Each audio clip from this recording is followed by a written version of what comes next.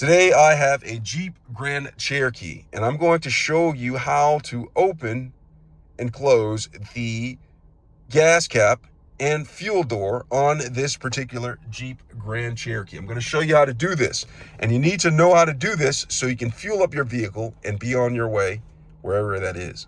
But before I get started, if you found my video helpful in any way, can you give me a thumbs up as well as subscribe to my channel? I'll appreciate it tremendously.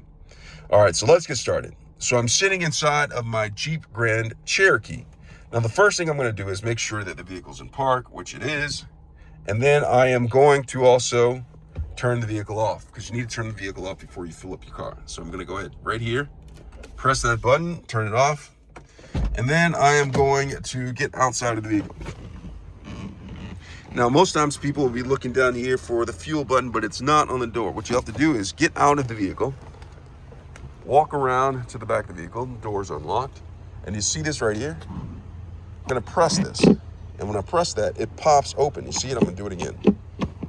I'm gonna press it, pops open, and look right here. Now, you're probably wondering, this is a funny looking thing. Well, this is not a gas cap, this is an easy fuel. So basically, you just go ahead and put the nozzle in, and it presses this in. You're able to fill up your vehicle with fuel.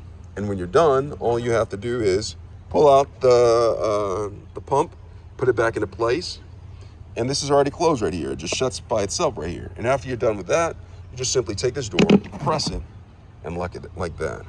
And that is how you open and close the fuel door and gas cap on this particular Jeep Grand Cherokee. Hope this video has been helpful. Thanks a lot for watching.